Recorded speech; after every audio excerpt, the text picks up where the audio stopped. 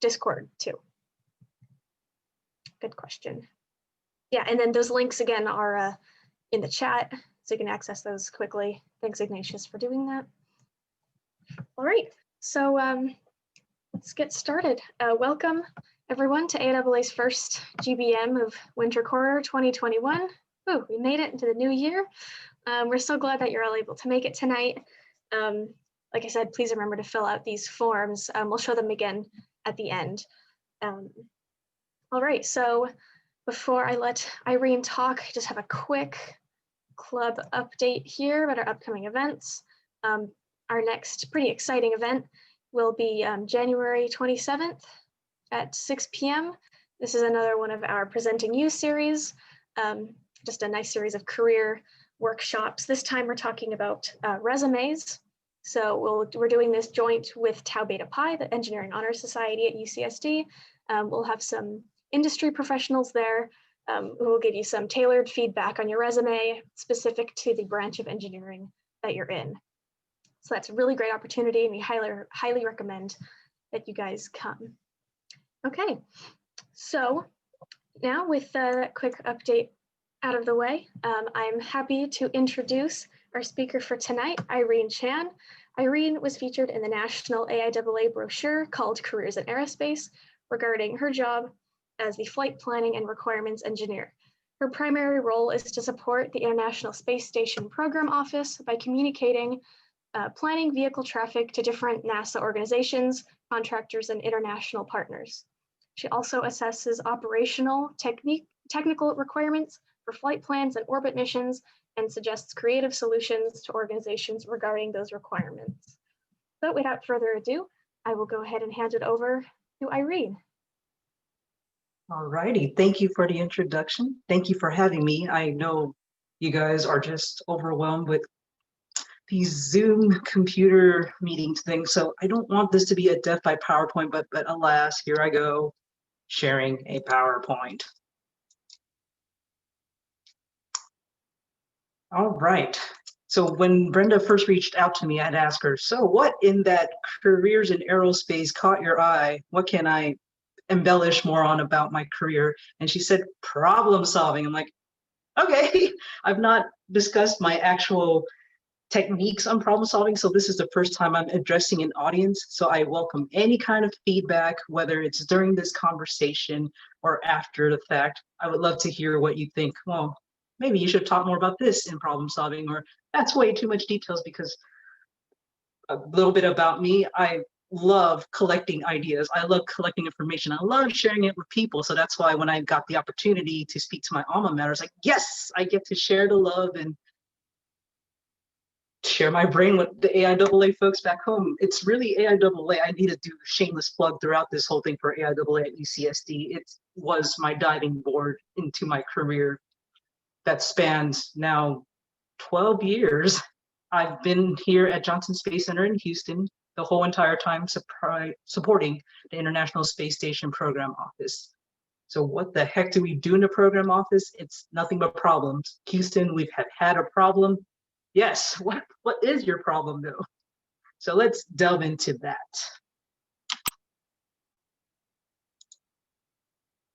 I said delve into that. Okay, before we get in any further, I want to set some ground rules and some assumptions. Again, no death by PowerPoint. Converse with me, unmute those mics, talk to me. I'm not talking to just a PowerPoint slide. And if it gets to Snorville, definitely let me know. You don't need to raise your hand at any time. You could just charge right in, ask a question, or if you're like me, that's more mellow and I'm not one to super assert myself, that nifty Zoom chat function is your best friend. I'll be monitoring the chat, whether it's on my phone, that's what this camera is, or I also have it here on my larger screen where I'm projecting this presentation. So please, at any time, no need to raise hand, no need to use the Zoom raise hand function. Just come on in, ask away. Another thing I wanted to point out, diversity is our strength. So I value your inputs too. How do you guys problem solve? I mean, I've been in my career now for 12 years, but there's always a new way of problem solving. An example of that, my particular flight planning team, there's 3 of us.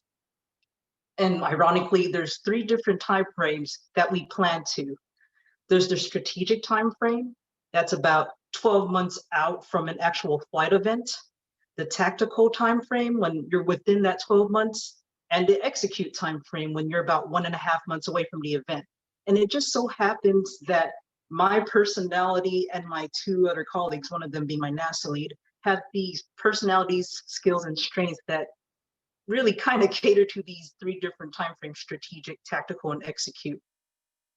For example, my buddy Wendy, she is totally a strategic time frame thing. She's been in this career for over 20 years.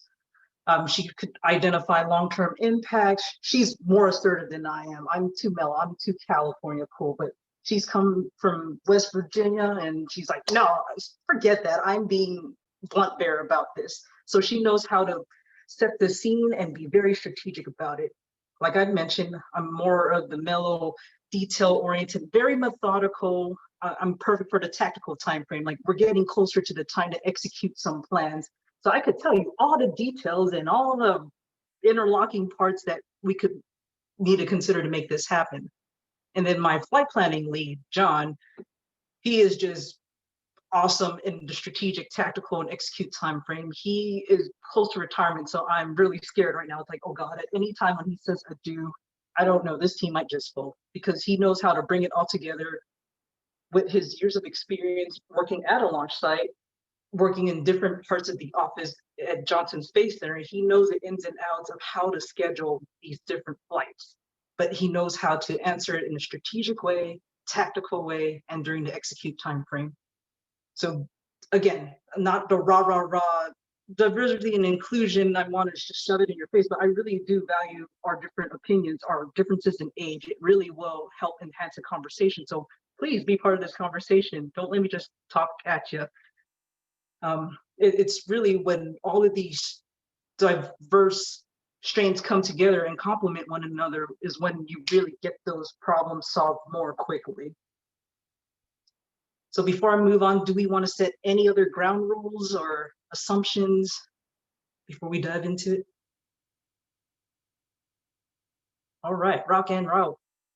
And again, like I mentioned, even though I implore you to use the chat function now, if you have any comments after this chat, feel free to email me at irene@ireneschan.com. And we could chat later about anything else. I am a resource here for you.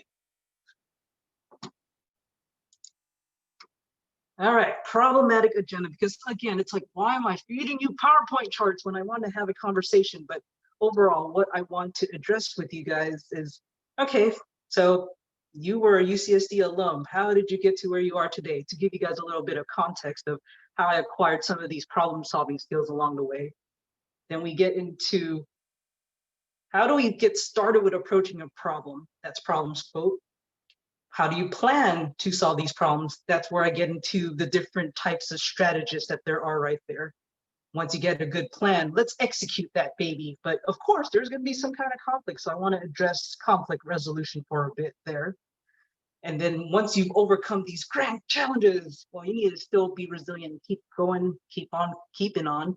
So I wanted to talk about resilience, and then we'll bring it all back together and say, okay, I think I have a toolbox now on how to problem solve. All right, UCSD 08 grad, got my aero degree. It was an arduous journey. I was a first gen person going to college in my family, so I didn't really have the tools to succeed.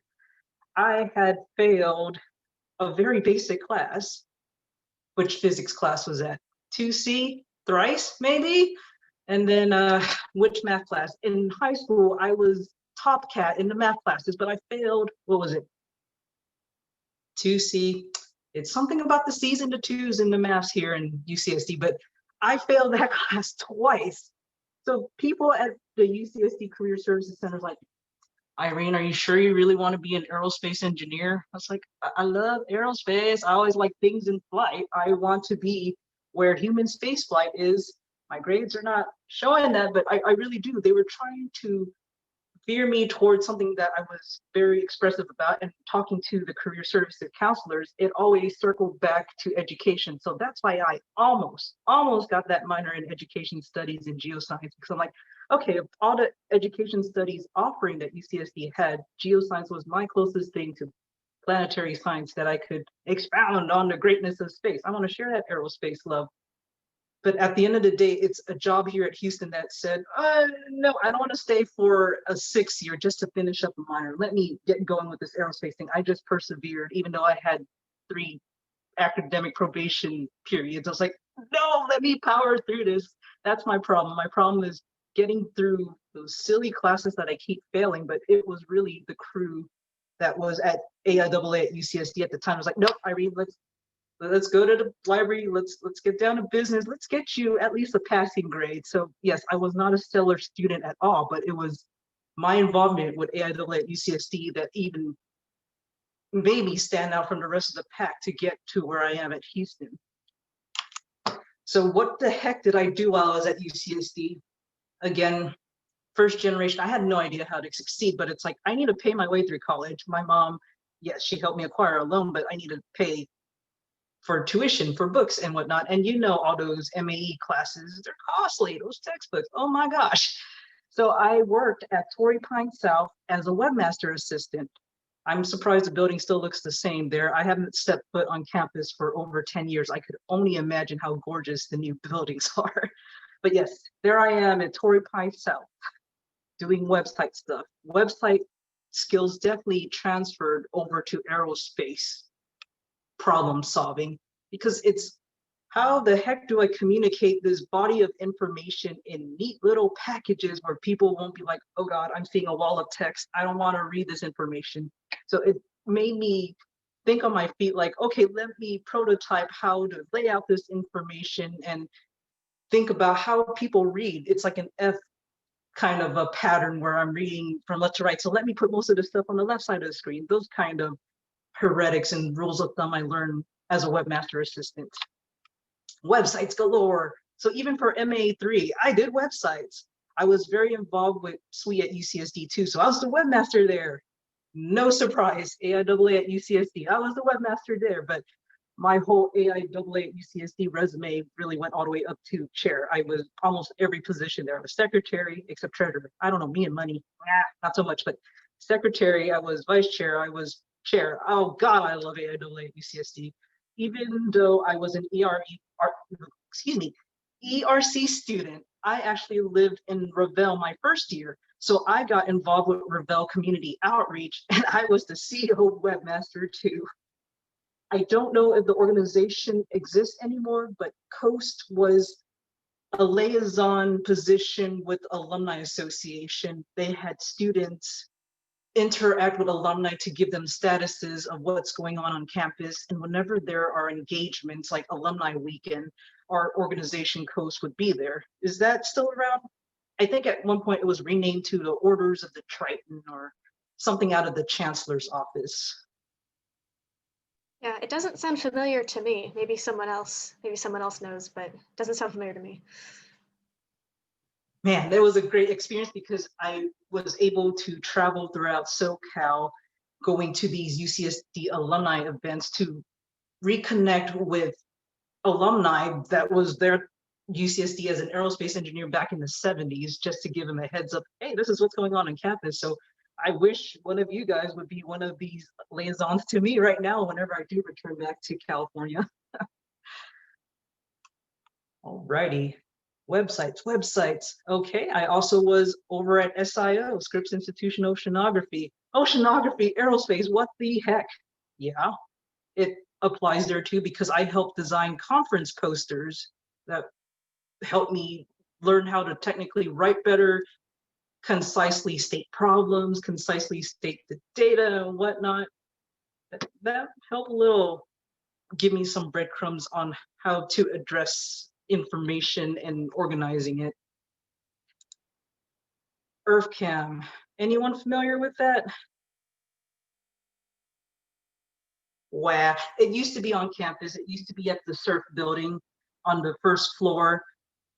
EarthCam, there is a dedicated camera on ISS that's just pointing down on Earth, and the CAM part of EarthCam is knowledge acquired by middle schoolers. So it's an outreach event for middle schoolers to send commands to the ISS saying, when you are at X longitude and Y latitude, take a picture of the Earth so I could use it for my science project, or my teacher's having me write a narrative about this part of the Earth.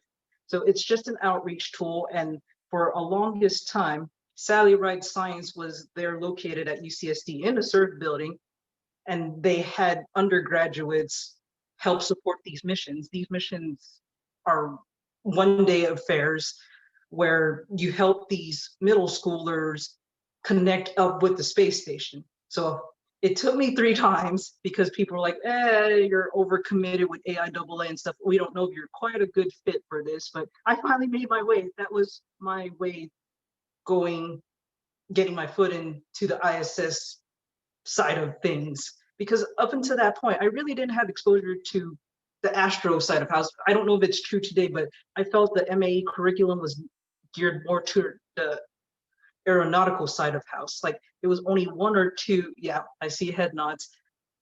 Yeah, that's why I was like, no, I really love human space flight. So let me find opportunities outside of the classroom where I could get more exposure to space. And ISS EarthCam was one of those many little steps to get me toward the spacey side. So just a quick poll. How many of you guys are aero versus astro stuff? I prefer Astro. I'm on that side. I see lots of astro. Yes, yes. Yes, take heart, even though it's very heavy on the aeronautical aviation stuff, it does help you get to astro stuff. I've met a lot of colleagues that went to UCSD here on campus at JSC. So it helps you either way. Really, I felt like my undergrad was just instilling skills on how the heck do I learn technical information and apply it, not necessarily get into the depth of that knowledge of astro stuff. Okay, of course, I have to do this shameless plug right here. If you guys have not seen the Careers in Aerospace brochure that Brenda had mentioned, there you go. And I'll provide a link to these charts after this presentation too, so you guys can refer to it later. Does that building look familiar to anybody? Is it even in use for MAE stuff anymore? I'm seeing a note. Oh, sad bear. This is a 409. This is where a lot of the structural engineering class, like SE2. Do you guys still have that part of your curriculum where you built like that awesome concrete column to see the durability of the materials and such? Wow. But anyways, AIAA meetings back 10+ years ago was held in this room.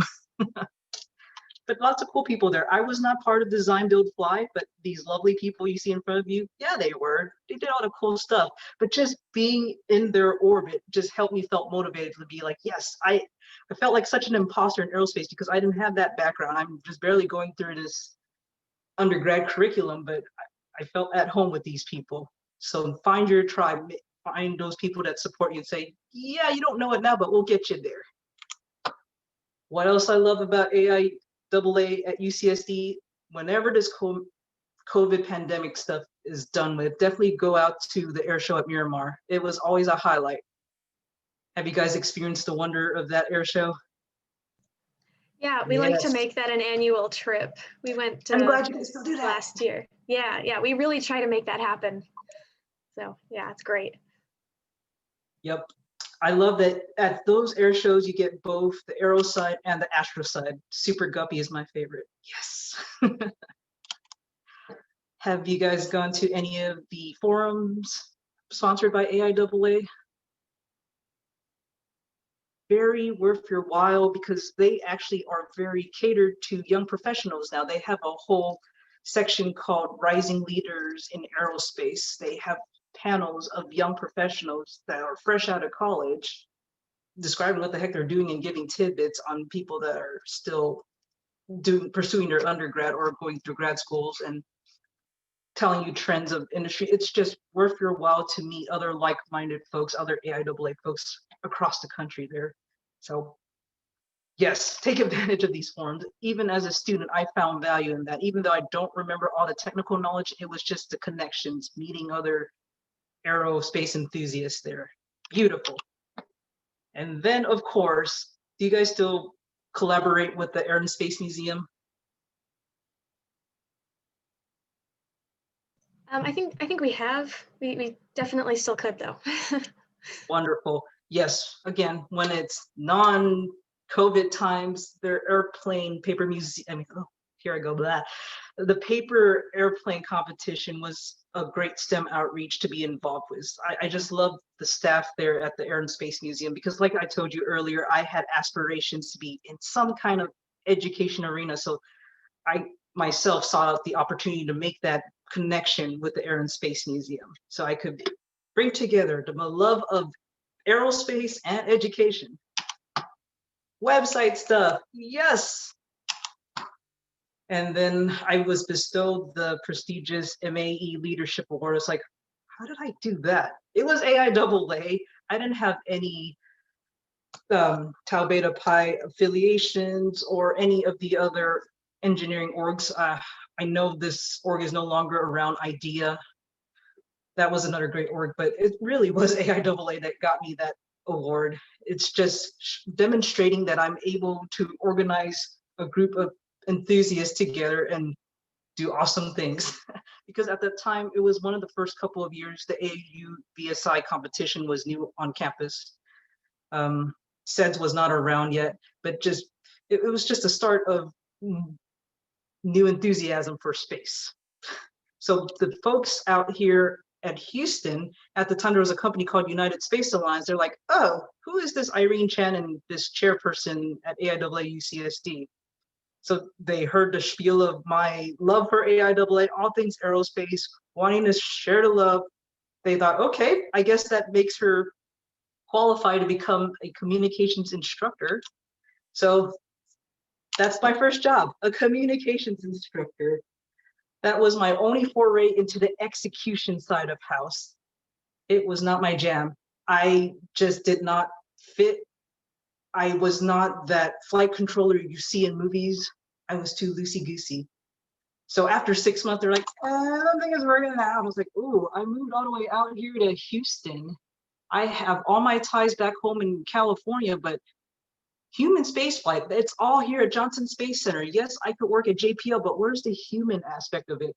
I could work up in Ames, up in Moffett Field, California, but where's the human aspect of it? Yes, they do human factors, but I want to help these astronauts. I want to train them, or I want to do something that will further human presence out there.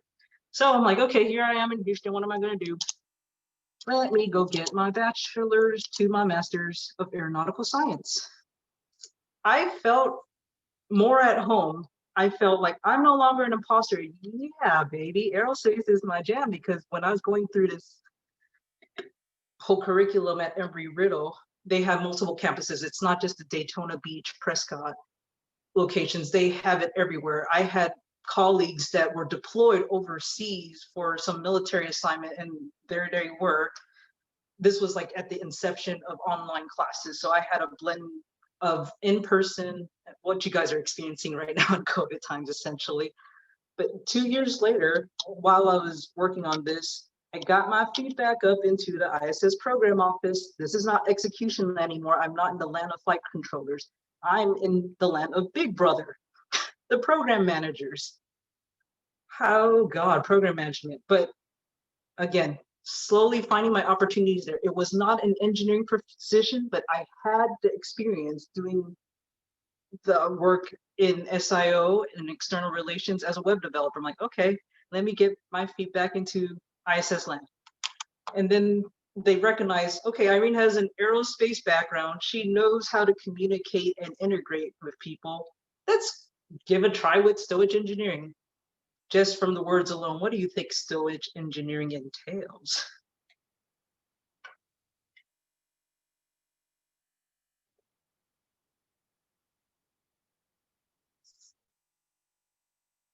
I'm playing Tetris with everything that you bring up to station.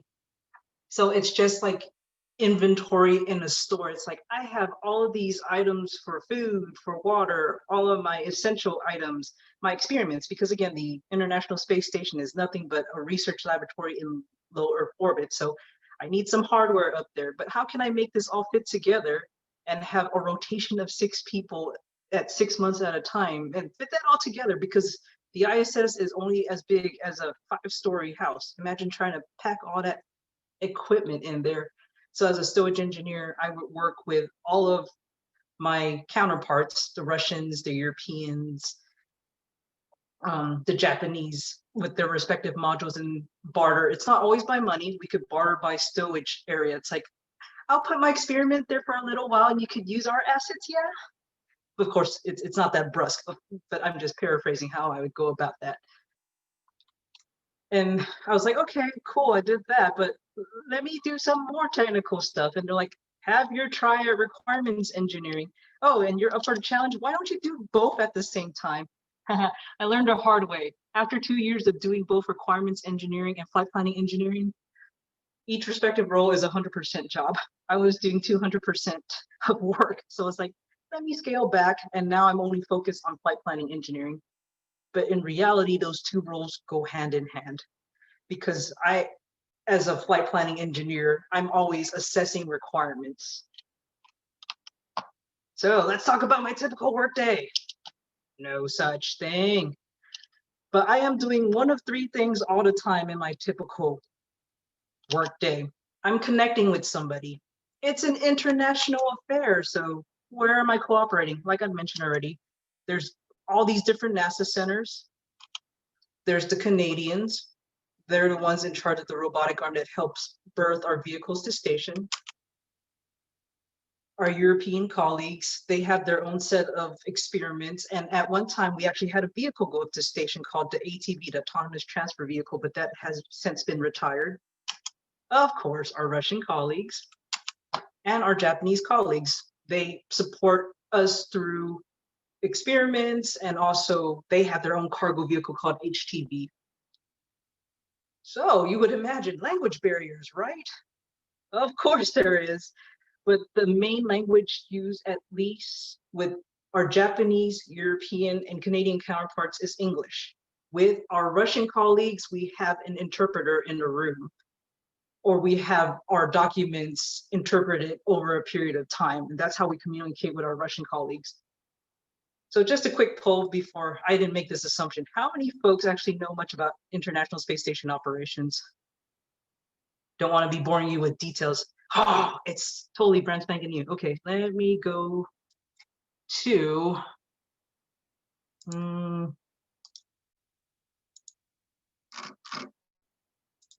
okay. Quick 101 on the different vehicles right there. Past, present, future. So one's in red. These are our Russian colleagues' vehicle. That's the only one that brings up the crew members are the Soyuz vehicles. Well, I misspoke. Okay, ATV, I mentioned earlier, European Space Agency vehicle, but they docked on the Russian side. We have a US segment and a Russian segment. So right here, what I'm showing is whatever's going to the Russian side of house, whatever's going to the US side of house. And by US, that also entails your European, Canadian, Japanese friends. So shuttle was retired in 2011, but that brought up all our friends there to the US side. Right now, we only have SpaceX Crew Dragon bringing up people. Yay, at least we have something back in line and we are not retired. I mean, retired. I'm thinking retirement.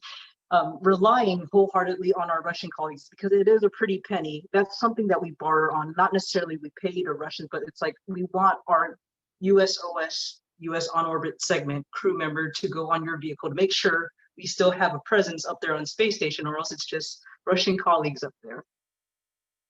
Yeah, I'm sure you guys have heard all the mishaps with the Boeing crewed vehicles in the last year or so. So they still haven't come fully online yet, but hopefully by the spring, we'll have one of their test vehicles up there.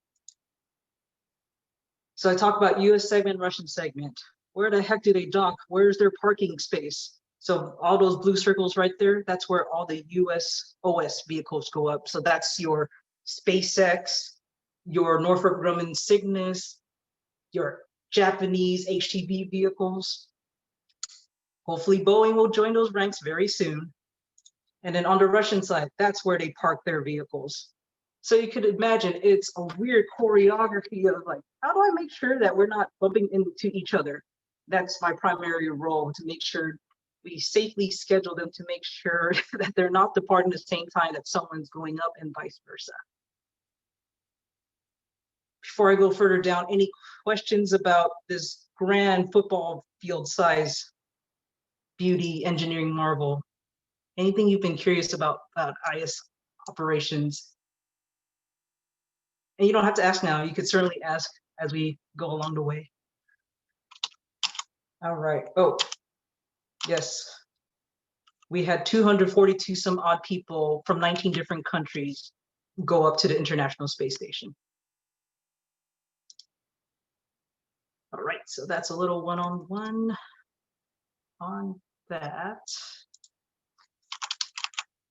All right, what am I doing with my colleagues? We actually have face-to-face meetings, of course, because of this lovely pandemic. We haven't had the opportunity to meet them face-to-face. There is absolute value in meeting face-to-face, and I know you guys could attest to that, right? You guys feel it's more effective to learn from your professor in a face-to-face environment versus this Zoom nonsense. I could only imagine, right? The same for our Russian colleagues. We primarily meet with our Russian colleagues. Only once in a while do I interact with a European, Japanese, or Canadian, but we do have representatives from those respective space agencies too. But when it comes down to it, every 6 months we meet with our Russian colleagues because they have their own other segment. We need to make sure we're in sync with each other's schedules, priorities, and needs. Every Monday at 7 a.m., God forbid, we have a video conference with them, and it's just not the same. Yes, we could see them, and like I told you, they need an interpreter in a room, so it takes time for them to transmit their ideas, and maybe we may be unlucky and the interpreter is not so tech savvy, so they can't exactly spew out the meaning of what we're trying to convey. It's challenging at times when there's a new interpreter room, but when they're here in person, they could take context clues from your gestures, from your just facial reactions. Those kind of context clues really help. That's why it's pertinent for us to meet in person. So it's not just always about business. We always have lunches. You could see there, lovely Indian buffet. That was a bad idea. Just remember that Russian colleagues do not like spicy. So when they're like, we don't eat spicy, it's like, oh, I did not plan this well. Why did I go to an Indian buffet? But it was a new experience, so at least check mark. Yes. I have a question. Absolutely. Far away. Do you guys just use Zoom, or do you have like a fancy secret government conference app? How do you Cisco. Like... It's a Cisco product. Cisco. We Very do not cool. use... Yeah, I figured. Yeah, because as you can imagine, security. Yes, there is a Zoom for government. Well, yes, there's also WebEx. We do use WebEx, but with our international partners, well, in my area especially, it's some Cisco video conferencing thing. But funny enough, we have used Teams for those more local international partners. Like I mentioned, we have USOS presence from our European, Canadian, Japanese colleagues. The ones that are here locally in Houston, we use Teams with them. Zoom is a no-no. WebEx, it's trying. Once in a while we use Adobe Connect, but that's for more internal NASA. All right. Picture there, Japanese colleagues. I eat, they love to eat. We make good friends over food. So, I mean, when it comes to business, it's also about developing those personal relationships. And not only for the international partners, it's also making connections with the greater Houston community and all the other outlying US communities, because we want to garner that support. We need people to support space endeavors. We don't want people to go, oh, why are you sending people to the moon? What's the point of that? Why are you wasting money on developing technologies when we have people that are hungry here on Earth or out of jobs that are not related to aerospace? Well, Outreach. Show to them, show them your value, show them that space has meaning. Yeah. More outreach, not just the adults, the kiddos too. I'm teaching them words in Espanol. That is so fun. So not only am I connecting, I'm collaborating. Again, you see this picture earlier. We don't want to crash into each other. So how can I work with my partners to make sure? And this is a snapshot of the configuration on orbit right now. There's 3 Russian vehicles and only our 1 measly crewed vehicle. There's going to be more crewed vehicles coming up in a couple months, I hope. And more supplies under cargo vehicles, yes. So how do I collaborate? Like I started off with our conversation, ground rules. We have big tomes of ground rules. This is an example of a flight planning ground rule. I redacted some of this stuff because I don't know. I think I could export this information to you guys, but just out of safe precaution, yeah. But anyways, this rule is talking about spacing. How many days in between vehicle events do we need to space this out? For example, when a Russian vehicle is docking to station, how many days in between can we have a US vehicle come up to station or leave station? There's rules on how do you account for crew time. Crew time is your most important asset up there because it's so limited. Your astronauts up there have very regimented schedule. It's a whole timeline that's broken down by 5 minutes increment. Can you imagine that? Your whole day planned out by 5-minute increments. So of course they need some ground rules and assumptions like how are you operating in these 5-minute sets of time. There's rules about how much consumables can be sent up there, consumables, the things you take for granted on Earth, how much air, how much water, how much food. So they have rules in there, like if it reaches a certain point, oh my gosh, you better have a cargo flight at the ready to bring up that. And that itself is a whole orchestration of coordination with not just NASA folks, but our international partners too, to see what important stuff do they need to bring on Earth. And then of course, distributing all this flight information. SharePoint, have you guys used SharePoint for any of your projects? If you have the opportunity, definitely learn SharePoint. In NASA, that's how they distribute information is through this lovely Microsoft product. But just think of it like a file share. It's kind of like Dropbox. It's kind of like your Google Drive, except you get to have metadata columns and do all sorts of other manipulation of the data in Microsoft fashion. But not everybody's a Microsoft fan. Some people are like, I'm so dedicated to my spreadsheet. How can I export that into a spreadsheet version? Or I have a cool, nifty website that would like to use an API. So I am the project manager for translating all of this flight planning data on SharePoint through these other means. So they could effectively do their analysis in ways that could save them time instead of them trying to copy from SharePoint. Here you go, here are some methods for you to do your analyses and make sure things are standardized, because a lot of the times people actually manually type. To this day, you would think, oh, they got everything automated at NASA.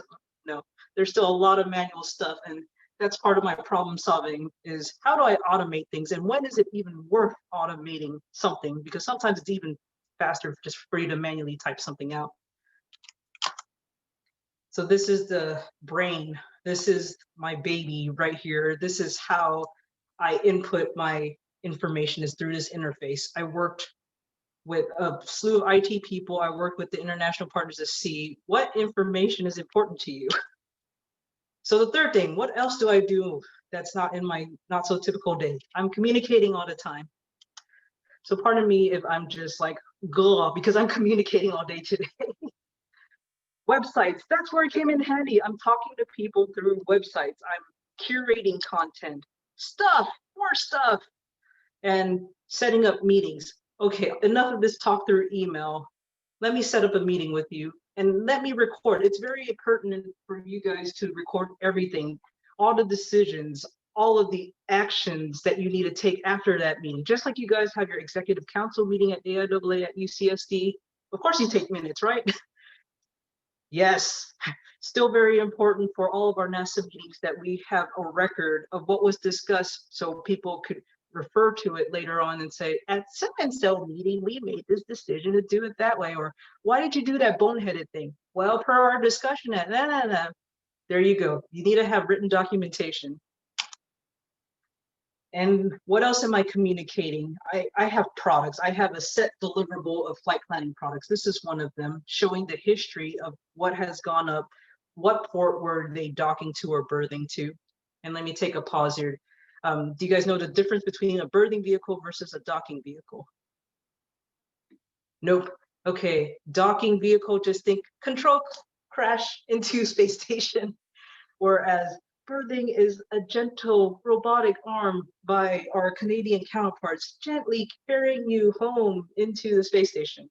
So berthing equals robotic arm, dock, control, flight into terrain. Not quite like that, but sort of. All right. How am I doing on time? I am going on and on. We could, okay, challenge to excel. Problems in technical work, bread and butter. I am doing nothing but problem solving. And how the heck do I go about doing that?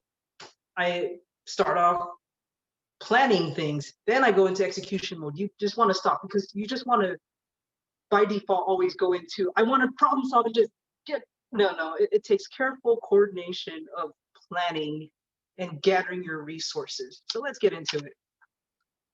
First, when you're starting off with a problem, it's important to define your scope. Have you guys heard about problem scope, problem requirements creep, and just scope of things?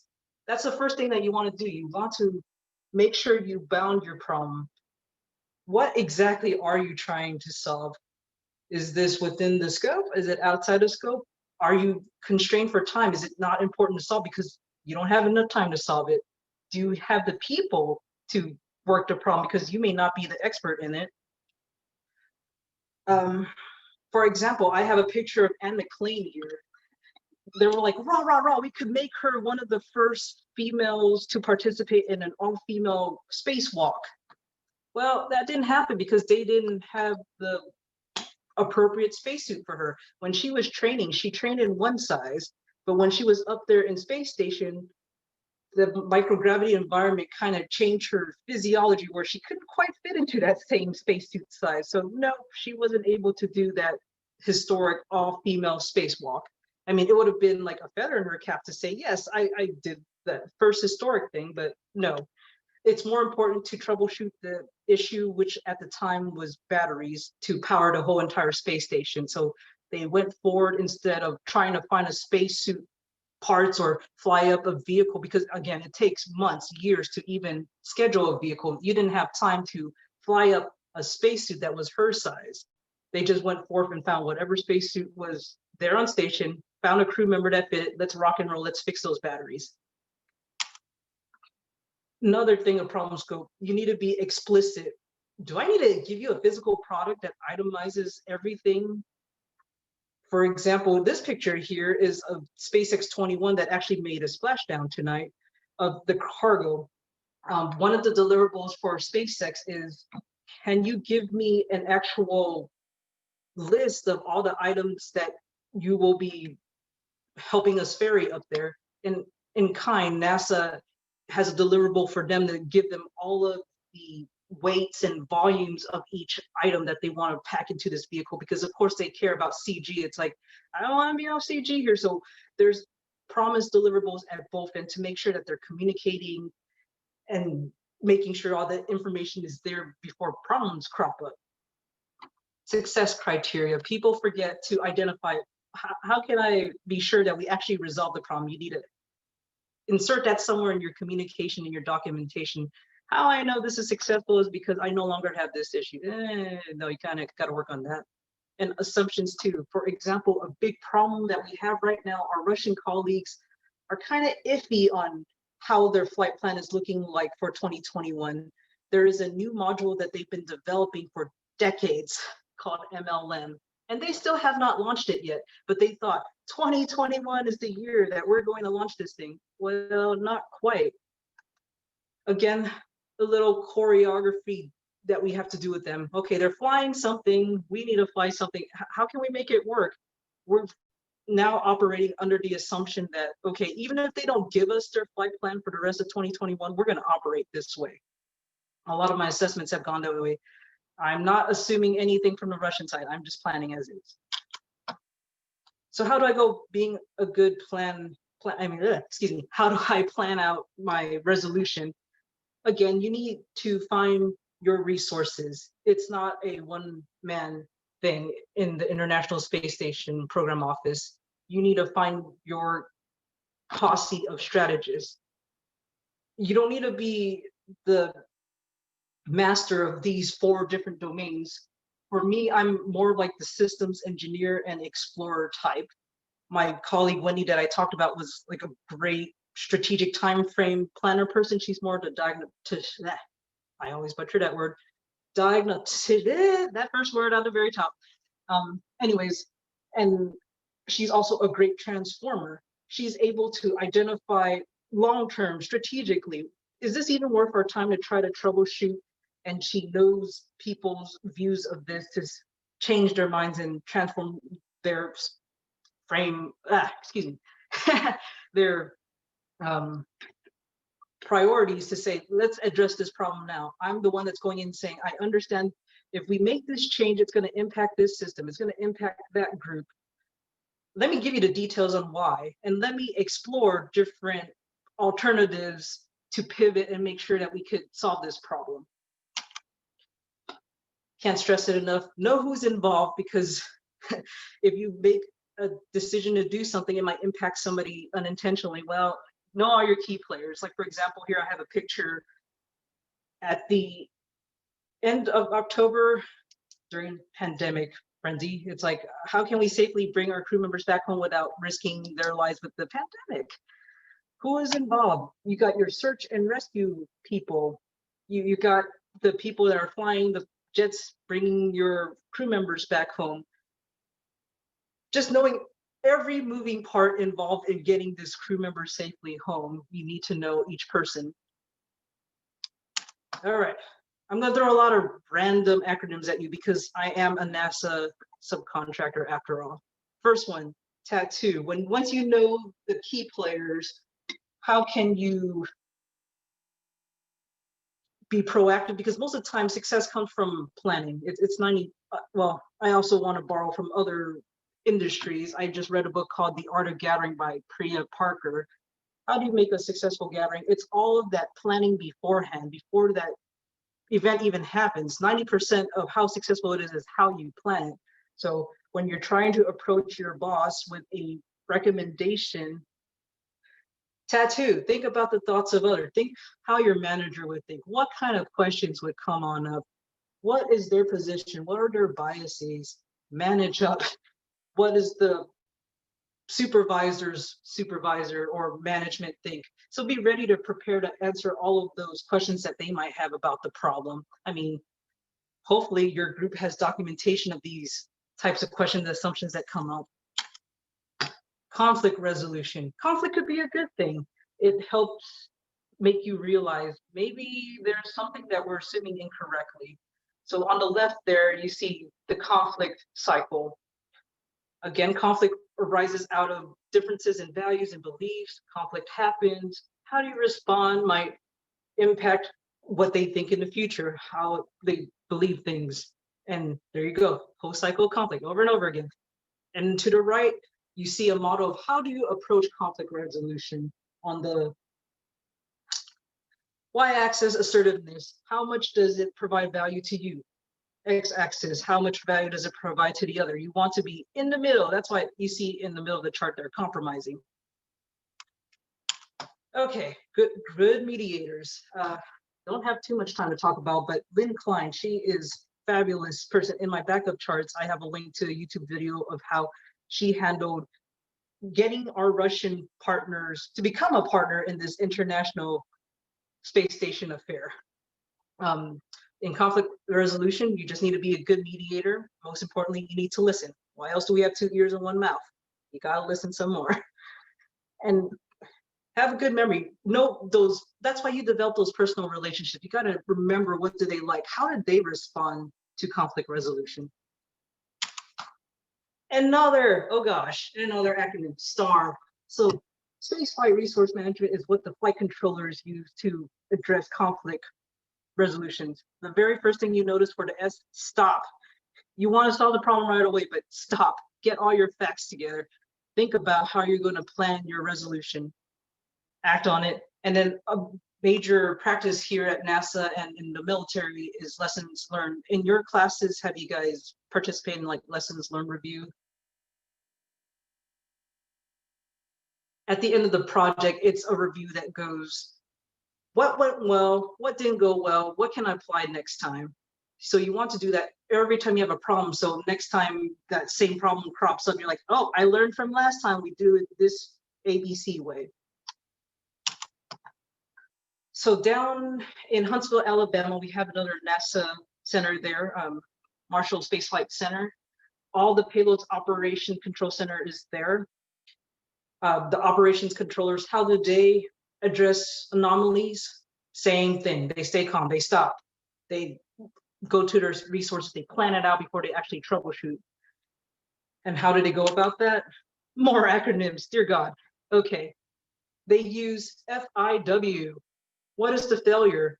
So they usually get that information from video feeds. Can they talk to the crew members to gather what caused the failure? They refer to reference documents like procedures that they actually write out. Did the crew member miss a step and that's why there's this mishap here? Impact. Safety is paramount. Again, lives are at stake here. Number one thing, does it impact crew safety? Does it impact vehicle?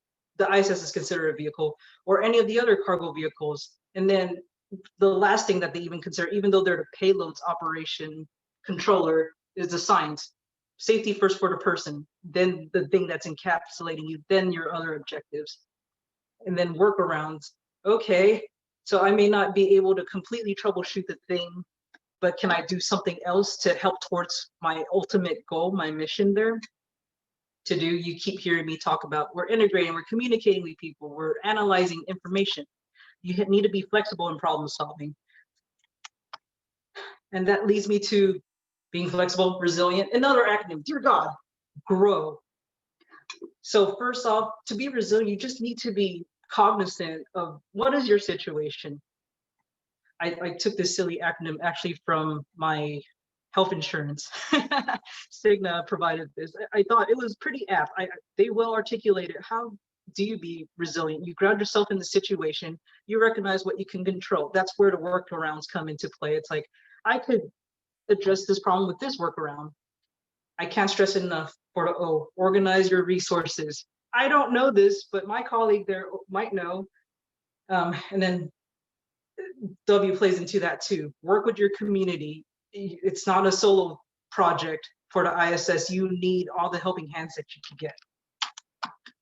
Okay, mission success. Again, you start from the beginning. What exactly is the problem you're solving? Is it worth your time? What are the bounds of this problem? Because sometimes you're solving the wrong problem if you don't exactly outline what it is you're trying to get at.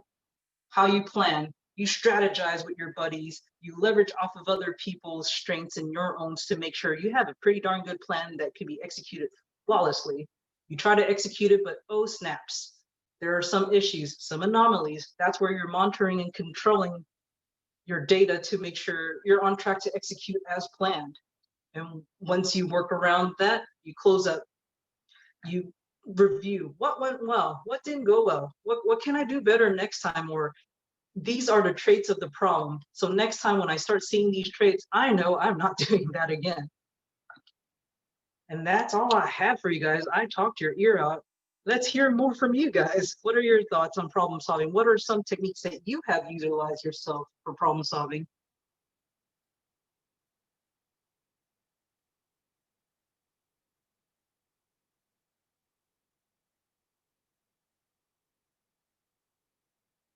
I'm sure there are some ways that I've not addressed that you've used. What has been effective for you to finding your resources?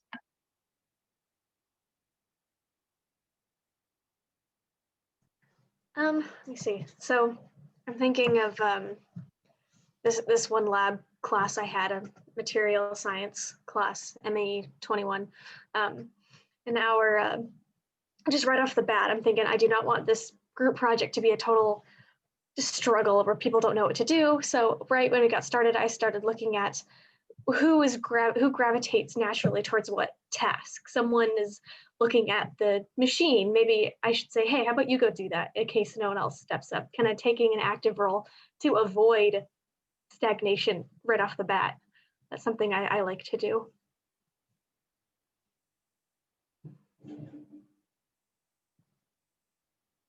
And then we got Brandon in the chat. Don't panic.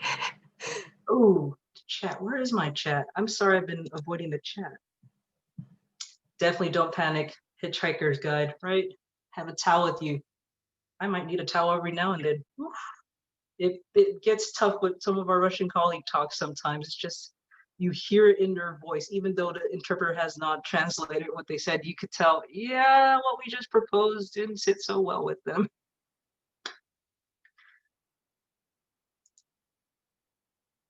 Where is this chat?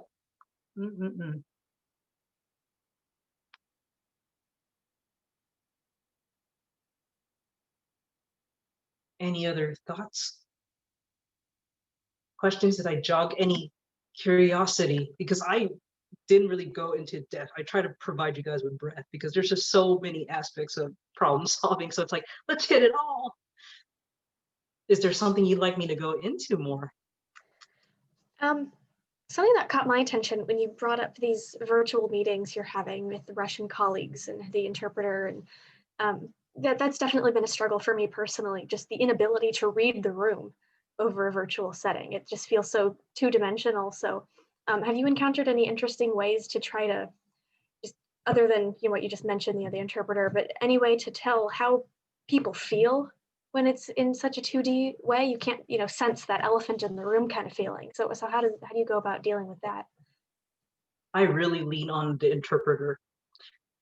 And there's just two flavors in interpreters, where they have a literal translation of what was said, or they really try to interpret what was said. So it's like, you need to ask the interpreter, were you translating or were you interpreting? Please clarify that, because that might explain why they had that angry tone in their voice. What else with our Russian colleagues?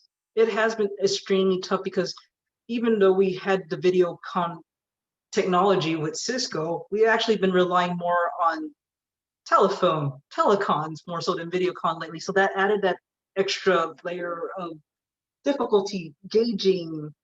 It felt 1D, not even 2D. It felt 1D. It's like, I'm talking to my interpreter. More importantly, it's important to pause. Even though you're not talking them to directly, you want to communicate to them in an even keel voice to show that you're not agitated by what they had to say, even though you may not understand. You just might have to ask in a different way, ask the same thing, or tell what you want to tell them in a different way over and over again, until it's like, okay, the interpreter said something and you hear them go, ah, la, la, la. So you want to hear that light bulb moment. Say it over and over again. It's no insult. You're just confirming, you're communicating. It's just basic communication. Are you receiving the thing that I'm trying to transmit to you?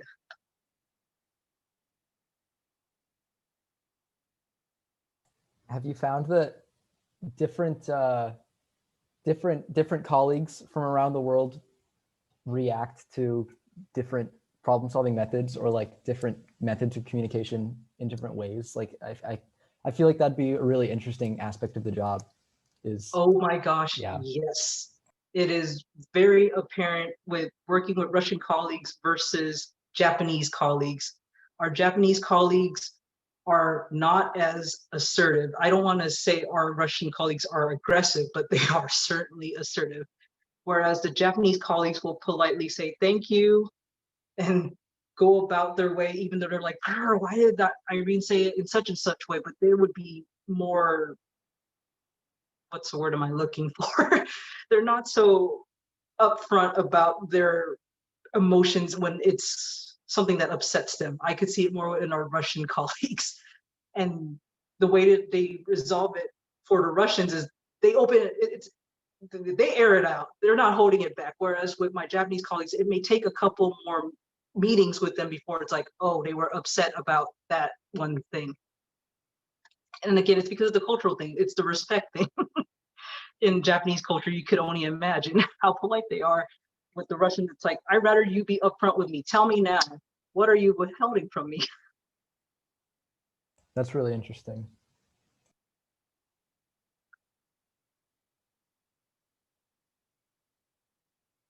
I could regale you guys with more stories about my Moscow trips. I've been there twice now for these. Yeah, it was a culture clash for sure, because you could tell even from my voice, I'm slow and mellow, but in Moscow, it's like, what is this gal doing dawdling? Let's go, let's go. Even when we were having our breaks, they have a way about them that it's not my mellow California ways.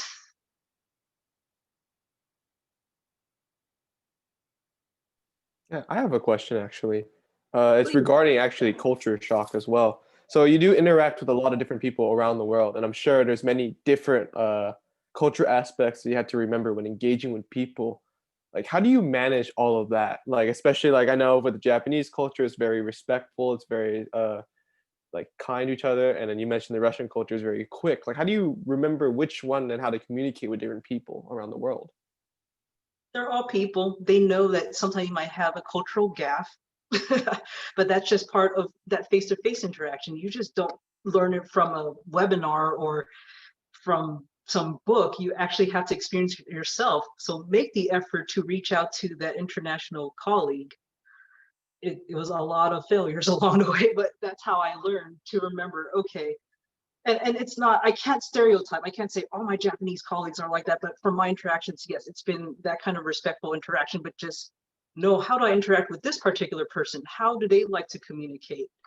See them more as a person instead of this whole clump culture, you treat them like this. This is how you interact. No, how do you interact with this particular person? Very cool. Thank you.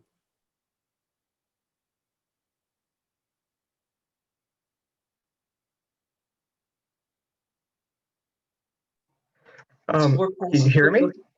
Yes. Hi, Irene. Thank you so much. It was a fantastic presentation. I wanted to ask you about contingency plans. Yes. So about 4 years ago, the AIAA at UCSD invited Miss Alice Bowman to come present about her experiences with the New Horizons telescope. And she was giving us a lot of fantastic kind of stories about the whole operations that went into actually not only preparing, launching the entire way until getting the shots of Pluto, sending them back. The most interesting thing for me was she talked about how there were over 300 contingency plans to make sure that they get those precious photos of Pluto. And, you know, I was personally boggled that you can sit around and come up with over 300 contingency plans. But, you know, even, it obviously doesn't have to be that many, but even with project teams and everything else, I do find that contingency plans are important. But the main question that I want to ask you is, at what point are you being constructive and, you know, thinking ahead, making these contingency plans? And at what point are you just, you know, in your imaginations, just wasting your time thinking of random things that could potentially happen? That's a very good question. It goes back to problem scope. Earlier, I had mentioned 3 time frames. The strategic time frame is like the 12-month period where I'm like, it's not worth my while. That's just a waste of time trying to come up with, okay, if this flight doesn't go up, what's my backup? No, 12 months out, so many things happen. We didn't anticipate the pandemic. How could we have in 2019? So 12 months out, no, contingent in the back of our heads, it's like, okay, if this ships out, this might impact this flight. So we have very generalized contingency planning that far out. When we get within that 12-month window, the tactical time frame, that's when our wheels start churning. It's like, okay, team, we have groups called increment teams. They plan for an increment, which is from a vehicle undocking to a vehicle undocking. They're changing up the definition all the time of what that amount of time is, but within the increment teams, they start going to their respective systems. And again, it's not a one person, I'm the hero, I'm going to solve it and have contingency plans for everything. You have different subsystems looking into what kind of activities are going on, what do we need to plan for contingencies. That's where the gears really start going. It's the execute time frame when they really need to have it down pat. They have procedures written up. They have a whole knowledge base of how to address these issues. So that's why I had mentioned earlier, lessons learned is your best friend. You need to find documentation on what was learned in this particular flight because I could address it in a future one. And that could be my contingency plan right there, my lessons learned, because I know how to operate here. We've seen this before, been there, done that, but here we go again with this problem. I'm going to adjust this contingency this way because I know our team was successful that way before. That was very insightful. Thank you so much. You're very welcome.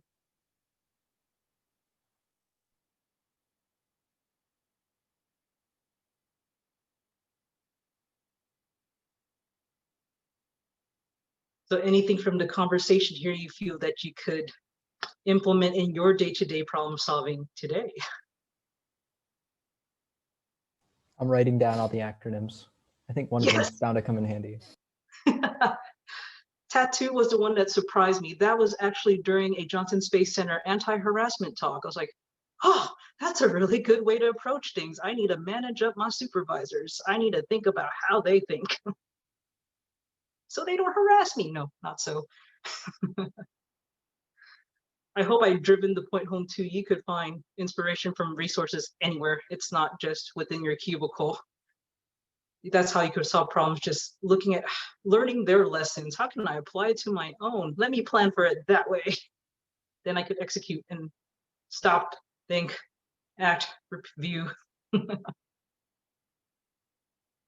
It's so bad that we have a website called Acronym Central. One acronym can mean one thing for one group. You could only imagine.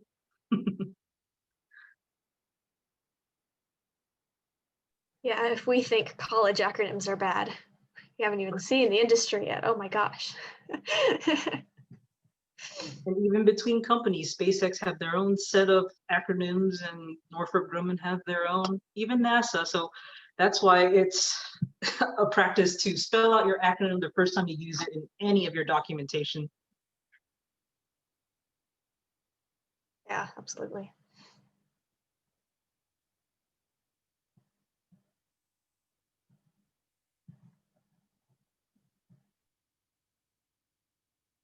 All right, let me send you guys the link to these charts so you could ponder some more.